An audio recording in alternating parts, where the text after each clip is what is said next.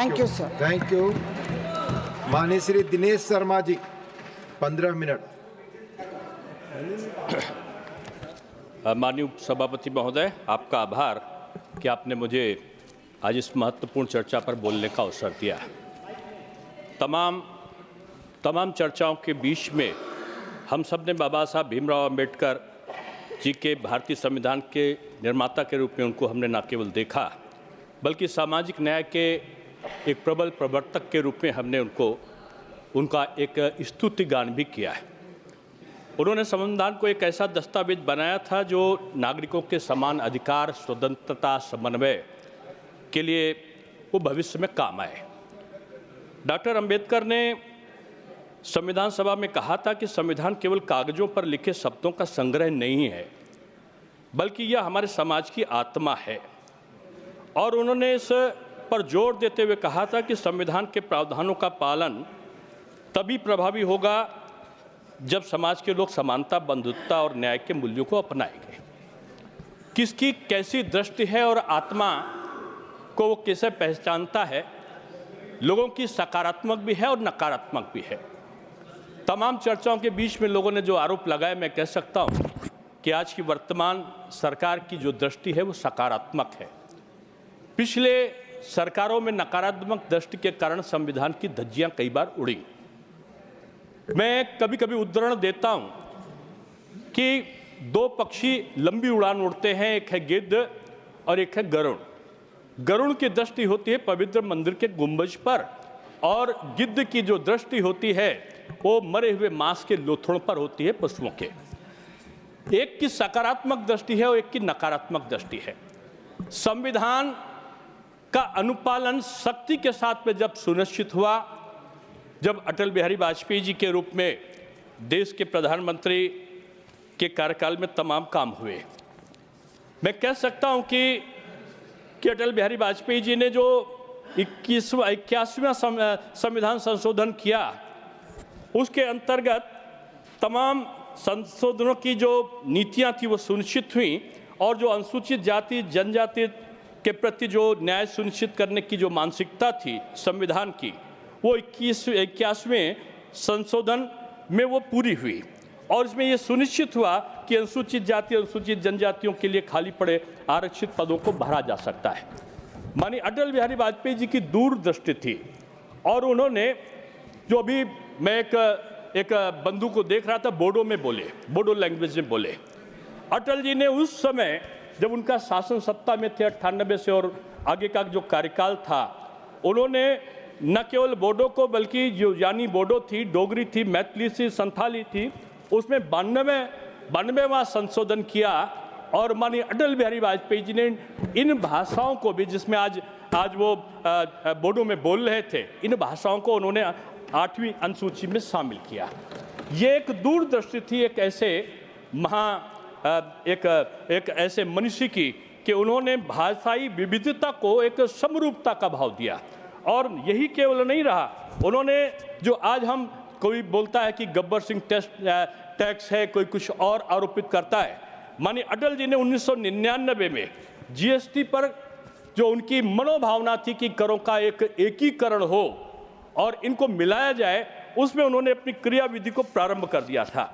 और उन्होंने वैश्विक जीएसटी मॉडल का अध्ययन करने के लिए एक रूपरेखा और एक सिफारिश डॉक्टर विजय केलकर के नेतृत्व में एक उच्च स्तरीय टास्क फोर्स का गठन किया था। और आज यही जो है जीएसटी हमको कई गुना जो आय का स्रोत का माध्यम बना है, और इसी से हमारा न केवल निवेश बढ़ा है बल्कि आर्थिक संतुलन बढ़ा है। हमारे जो तमाम प्रकार की योजनाएं हैं उनका संचालन आज हम जीएसटी के माध्यम से एक पारदर्शी तरीके से कर रहे हैं। ये माननीय भीमराव अंबेडकर जी का जो संविधान है उसके प्रति जो दृष्टिकोण है समतावादी, प्रगतिशील, न्याय पर आधारित है। वे संविधान को न केवल कानून का दस्तावेज मानते थे बल्कि इसे सामाजिक परिवर्तन और राष्ट्र निर्माण का एक शक्तिशाली उपकरण के रूप में भी वो देखते थे। आज समय के अनुसार संविधान को लोगों ने एक तरीके से अपनी नकारात्मक दृष्टि के कारण उसको घायल करने की चेष्टा की है। और मैं कहूँगा कि भीषण हत्या हुई, और भीषण हत्या का जो जो स्वरूप था वो 1975 में दिखाई पड़ा। हालांकि 1952 में, 1957 में, 1962 में, 1967 में चुनाव एक साथ होते थे, एक साथ विधानसभा और एक साथ लोकसभा के चुनाव होते थे। लेकिन उस समय की सरकारों ने संविधान का उल्लंघन प्रारंभ करके एक साथ 9 सरकारों को गिराने का जो उपक्रम प्रारंभ किया, वहीं से ये संविधान का जो पतन अथवा संविधान का पतन की जो चेष्टा थी वो प्रारंभ हुई। और मैं कह सकता हूं कि ये प्रक्रिया यहीं ठहरी नहीं। 1975 में एक वो समय आया जिस इमरजेंसी को मैंने अपने छोटेपन में देखा है। मैंने घरों की स्थिति देखी है कि लोगों को झूठे आरोपों में किस प्रकार से निरुद्ध किया गया, पत्रकारों पर प्रतिबंध लगा, जबरन नसबंदियां कराई गई और विभिन्न प्रकार के जो अत्याचार की पराकाष्ठा थी, संवैधानिक जो व्यवस्थाएं थी उनको न केवल नष्ट किया गया बल्कि संविधान में अनुचित संशोधन बगैर नियम और कानूनों के किया गया। ये क्रम यहीं पर नहीं रुका मान्यवर।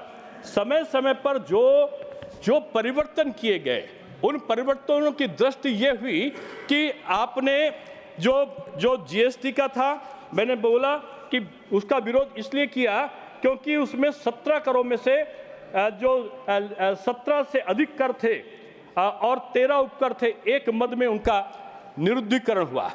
और इसके साथ साथ तमाम चीजें ऐसी थी जो संविधान में आरक्षण के संबंध में जो वर्तमान भारतीय जनता पार्टी की सरकार है वो पहले से बोलती आई है, उसको उन्होंने न केवल नष्ट करने की चेष्टा अपने अपने समय की बल्कि उसका उपहास भी उड़ाया। हम लोग जिक्र करते हैं कि आज तमाम राजनीतिक दल आपस में दोस्ती करते हैं, हालांकि उन दोस्तियों का परिवर्तन भी समय के अनुसार होता है। और कभी कभी क्या होता है कि स्वतः अंतर्मन में जो विचार होते हैं, जैसे आचार व्यवहार होते हैं, वो शब्द कहीं ना कहीं निकल आते हैं। एक हमारे वरिष्ठ नेता हैं, अब प्रौढ़ावस्था की ओर अग्रसरित हैं और कभी कभी वो ऐसी बातें बोलते हैं कि उनका जवाब देना मुश्किल होता है और उनकी इच्छा शक्ति जागृत तब होती है जब उनका विदेश भ्रमण प्रारंभ होता है। ऐसी विदेशी सोच वाले लोग जो नकारात्मक दृष्टि से भारत को शक्ति विहीन करना चाहते हैं, जो भारत में राष्ट्रवाद को नहीं पनपने देना चाहते, ऐसे लोगों की संगत में उनके चित्र विदेशों में जाने पर दिखाई पड़ते हैं। और उन्होंने तो यहां तक मान्यवर कह दिया कि जो आरक्षण है जब उसका एक निश्चित समय आ जाएगा और एक निष्पक्षता हो जाएगी तो हम भारत में आरक्षण को समाप्त करने पर विचार करेंगे। कांग्रेस की यह मानसिकता ऐसे जाहिर नहीं हुई। इतने बड़े नेता के मन में आरक्षण को समाप्त करने की भावना थी, वो हिंदुस्तान में नहीं निकली। जब विदेश के प्रति आकर्षण का भाव था और विदेश में गए तो वो जो उत्कंठा थी उनके अंतर्मन से निकलकर बाहर आ गई। उन्होंने ऐसे नहीं कहा, ये उनका एक ऐतिहासिक उनके परिवार का ये रिकॉर्ड रहा है कि मैंने पहले कहा कि उनके आदरणीय पूज्य नानाजी के समय किस प्रकार से सरकारों को बर्खास्त किया गया, संविधान की धज्जियां उड़ाई गई।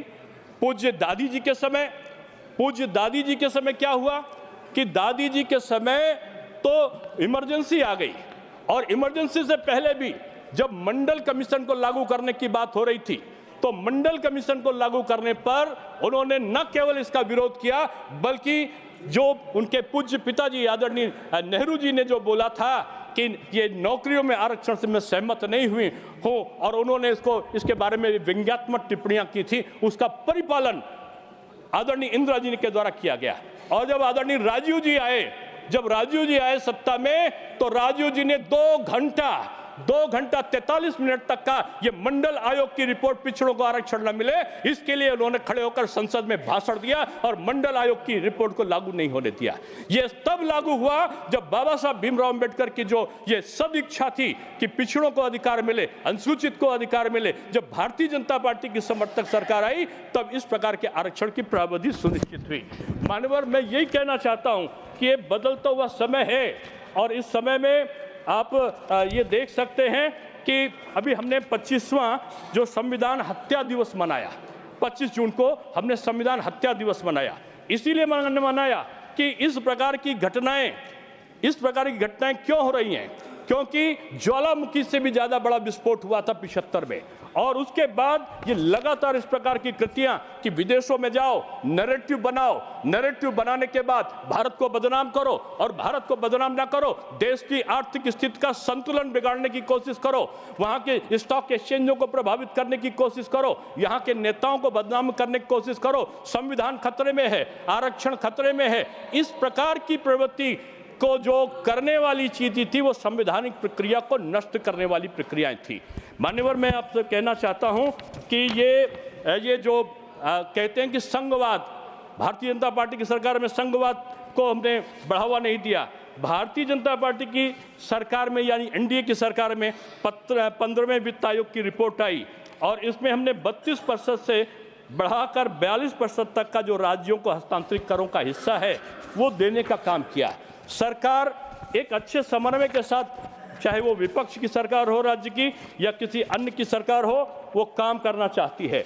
और हम चाहते हैं कि इसमें जो चर्चाएं हुई मानवर, उन चर्चाओं में एक पक्षीय आरोप और प्रत्यारोप यहाँ पर लगाए गए और उन आरोपों का जो स्तर था, कुछ लोग तो संसद भवन की बात करते थे कि संसद भवन में कोई यहाँ पर खोद दोगे तो यहाँ पर डिग्री मिलेगी। अरे मान्यवर, मैं नहीं कह रहा हूँ, लेकिन जनता कह रही है कि अगर शीश महल को खोदोगे तो भ्रष्टाचार की बोतल मिलेगी, उसमें कुछ और नहीं मिलेगा। ये बदला हुआ समय है और इसमें अगर संविधान का हम उल्लंघन करते हैं और संविधान की अवहेलना करने का काम करते हैं तो आज की जनता कोई अल्पज्ञ नहीं है, वो सबसे ज़्यादा जानती है। और महिला सशक्तिकरण की बात जो हमारे बाबा साहब भीमराव अम्बेडकर ने की थी, कांग्रेस के मित्रों से अगर कहो तो कहेंगे पहली प्रधानमंत्री और पहली राष्ट्रपति हमने बना दिया। नहीं मान्यवर, महिला के सशक्तिकरण के लिए काम कब हुआ? इनके समय कविता होती थी कि नारी जीवन है तेरी यही कहानी, आंचल में है दूध और आंखों में पानी। अब महिला के आंखों में पानी नहीं है, महिला की आंखों में संभावनाएं हैं, प्रगति की आकांक्षा है। देश को प्रगति में अपनी सहभागिता सुनिश्चित करने के लिए मोदी जी के द्वारा दिया गया महिलाओं को 33% का आरक्षण है। नारी जो शक्ति वंदन का जो अधिनियम है वो उनके लिए कवच बनकर सामने आया है। इसलिए मैं कहना चाहता हूं कि मान्यवर, कि केवल बात करने से नहीं होता। ये लोग तो वो लोग हैं कि 1985 में साहबानों के केस में महिला के अधिकारों का अतिक्रमण करके एक नया कानून पास कर देते हैं। ये वही लोग हैं जो दशकों से नारी शक्ति वंदन तो 1996 में आ जाता, लेकिन इन्होंने उसको पास नहीं किया। और ये हर समय इस प्रकार की कृत्य करते हैं कि नारी शक्ति की प्रतीक थी लक्ष्मीबाई और वो संविधान के पृष्ठ पर थी, ऐसे हमारे मित्र ने बताया पहले अभी अपने उद्बोधन में, हमारे गुर्जर साहब ने। उनका क्यों चित्र था ये नहीं सोचा किसी ने। वो नारी सशक्तिकरण की प्रतीक थी और नारी सशक्तिकरण की प्रतीक इसलिए थी कि वो आज देश को स्वतंत्रता कराने के लिए किस प्रकार से उनका योगदान था। आप लोग विभिन्न प्रकार के बात करते हैं। आज हमारा समय के अनुसार हमारी सरकार ने औपनिवेशिक जितने भी कानून थे उनको बदला है और निष्पक्षता के साथ बदला है। देश का हमारा आर्थिक विकास हो सके इसके लिए उन्होंने आगे काम किया है। अब हमारे संविधान के जो अध्यक्ष थे डॉक्टर राजेंद्र प्रसाद, उन्होंने कहा कि यदि चुने हुए लोग और चरित्रवान तथा ईमानदार हैं तो दोषपूर्ण संविधान भी सर्वश्रेष्ठ बन सकता है। आज मोदी जी के नेतृत्व में ये संविधान सर्वश्रेष्ठ अवस्था में पहुंचने की ओर अग्रसरित हो रहा है। और मानवर, मैं इसलिए कह रहा हूं कि लोग आज जितनी भी उन्होंने उपक्रम किए उसको खत्म करने के, विदेशों में जाकर बयान दिए, विदेशी शक्तियों के माध्यम से दुष्प्रचार किया, मैं उनको कहूंगा कि अमृत को दे तिलांजलि, विष को चाट रहे हो, कोयले में हीरो की कनी छाट रहे हैं, जाने कहाँ अक्ल मिली, जिस डाल पे बैठे हैं उस डाल को काट रहे हैं, उस डाल को मत काटिए। संविधान के अनुरक्षण के लिए जो आज देश का आह्वान आज मोदी जी के नेतृत्व में है, उस नेतृत्व को आज सच्ची भावना से करने की आज जरूरत है। ये मोदी जी का जो कार्य है, जैसे हम लोग कहते हैं ना कि हमारे तमाम विद्वान मित्र हैं कांग्रेस के, तमाम विद्वान मित्र विपक्ष के हैं, मैं उनको विद्वान मानता हूं। विद्वान क्यों? जानकारी रखता है। जो जानकारी रखता है, हमारे तमाम आदरणीय प्रमोद जी को जानकारी, खरगे जी को जानकारी, विद्वान हैं लेकिन विद्यावान नहीं है। विद्यावान क्यों नहीं है कि हम लोग हम लोग, मैं तुलना किसी की, मैं क्षमा चाहते हुए कहूंगा कि मैं जिनका नाम ले रहा हूं उनकी तुलना किसी से नहीं कर रहा हूं। रावण को हम लोग विद्वान कहते थे, लेकिन रावण की जो विद्वता थी उसकी सोच नकारात्मकता की तरफ जाती थी, इसलिए हम केवल विद्वान कहते हैं। बजरंगबली श्री हनुमान को हम विद्यावान गुणी चातुर राम काज करबे को आतुर क्यों बोलते हैं? क्योंकि उनकी सोच सकारात्मक थी और समाज के हित चिंतन के लिए थी। इसलिए संविधान समाज के हित रक्षण के लिए है, इसका अनुरक्षण करना, हम इसके रक्षक बन के काम करें, इसके भक्षक बन के हम काम न करें। मैं इस सदन से यही आह्वान करते हुए अपनी वाणी को विराम देता हूं। धन्यवाद माननीय दिनेश शर्मा जी। माननीय श्री रीता ब्रता बनर्जी जी।